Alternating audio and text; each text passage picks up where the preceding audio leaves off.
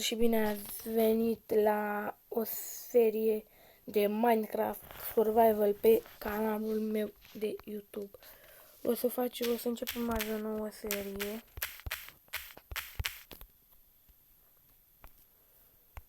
În care sper că o să ne ajute, o să ne iasă ceva frumos. Mă enervează la Minecraft că iau o grămadă să spawneze mapa.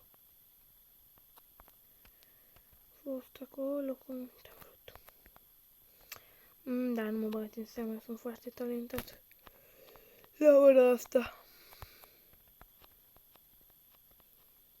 Probabil că e seara și de-aia.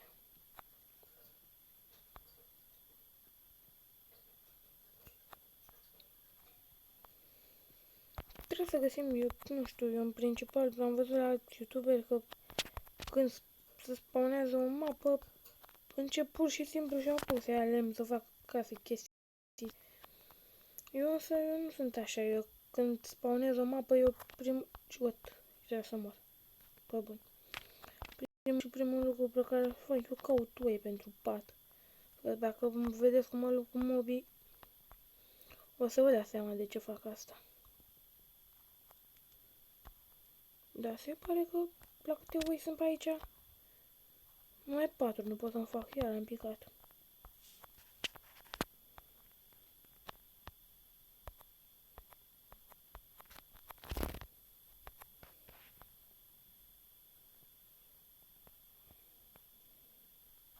Eu cred că o să mor până nu o să ajung să fac nimic, cred că o să mor. De ce mă dă până apă, Doamne ferește? Sunt complet...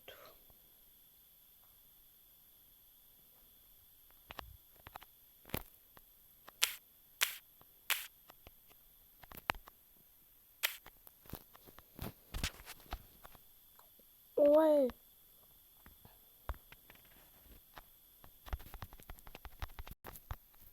2 oi! 3 oi! Evrica! Multe oi aici, bă! Dai, oi!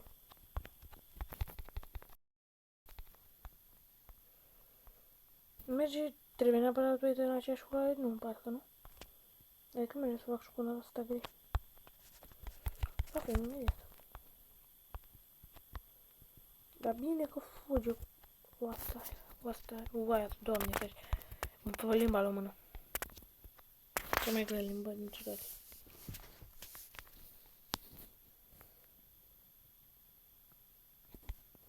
Da bine că face de-astea. Vreau mă să mai badă copac.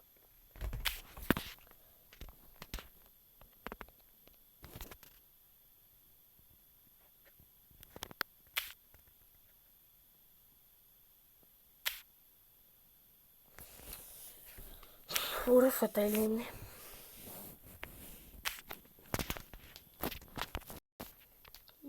Partea cu construcția e foarte șmecheră. Nu știu, Minecraft e un joc tare, dar nu știu, părerea mea că joacă prea mulți copii. Copii, nu știu cum să vă explic. Nu neapărat că copilul și ăla de 12 ani, 13 ani. Joacă copii sub 5 ani care știu Minecraft mai bine decât mine. Și înțelegeți care e treaba.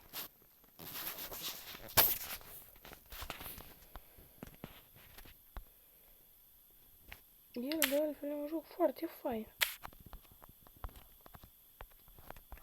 Știu, Minecraft mereu a fost un joc fain pentru mine.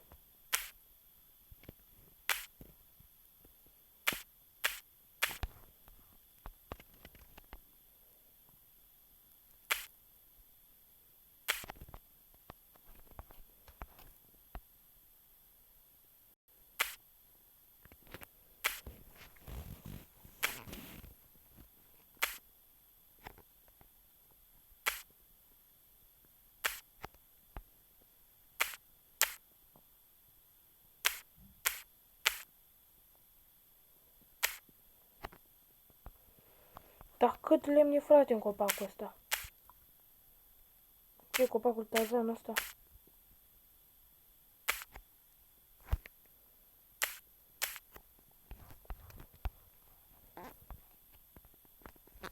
Ce-au rămas lemnile mele? Dar nu știu, mie mi s-a părut că am tăiat mai mult de 13 ăla. De 14.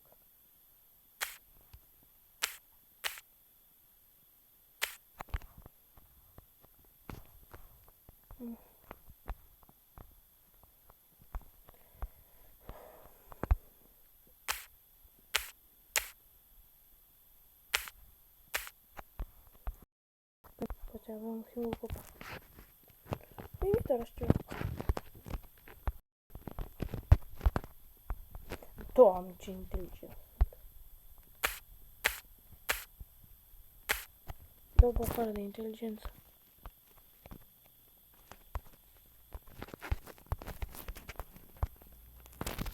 Dar tăiem tot ori, nu mai tăiem nimic.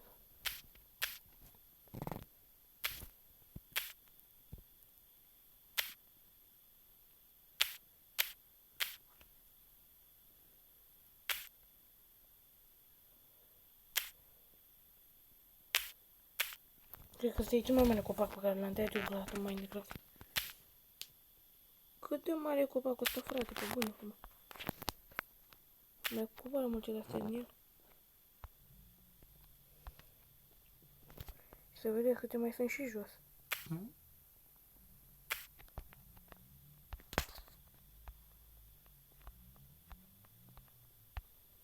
Scuzați pentru asta, papagalul. Papagalul meu își face de capieră. Un papagal care chinuie zi și noapte. Nu se mai oprește. Dacă nu sunt în camera în care este el, n-ai treabă. Mă duc acolo, Gemini.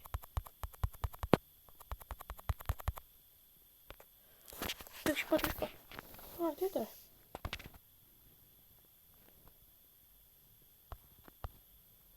Deci un culea sus, credeți?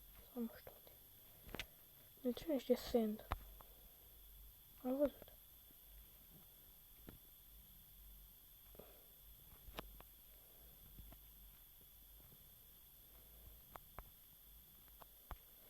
Aoleu, nu-mi place mapa asta.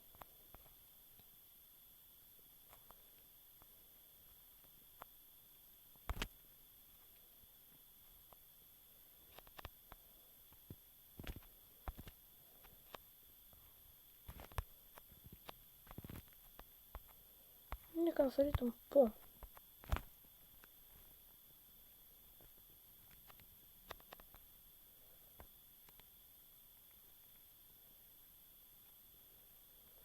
Ce loc ești mecher, aici o să-mi fac casă.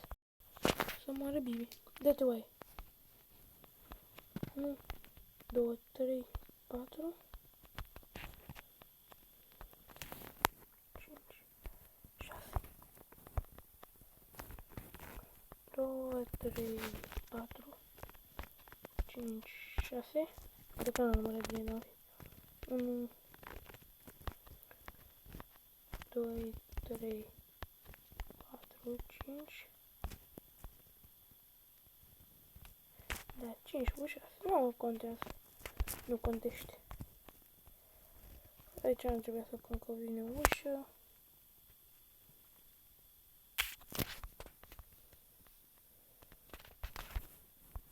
Doi, 3. Dar bine că nu pune. Ce naiba are? 4.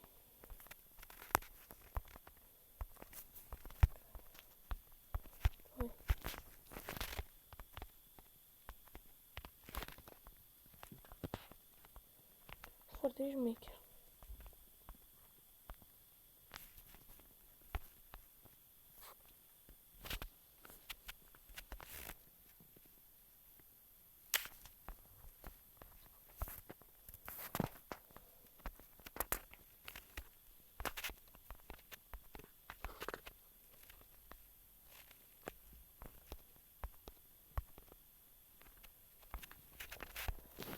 Pac, pac, pac.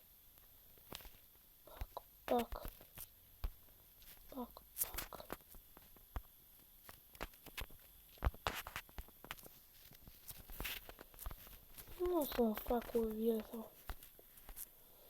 Bine, poate odată și odată tot o să-mi fac, cred. Cred. Nu zic, nu garantez, nu fac nimic, dar acum cel puțin nu. Asta acolo o să fie un loc de geamuri, cred.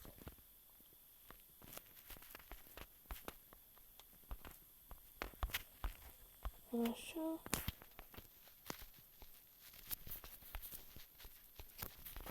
Acolo iară geam, acolo iară geam. Sau ce de geamuri.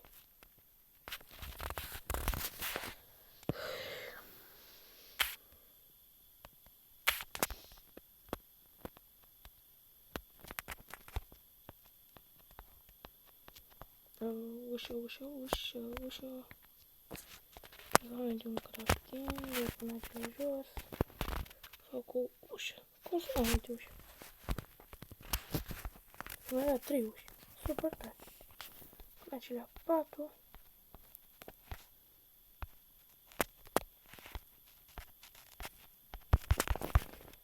Bă, bune, mamă, e mare greutatea asta să pun un pat pe jocul ăsta. Cu toate atât că șmecher, atât de handicapat. Pac.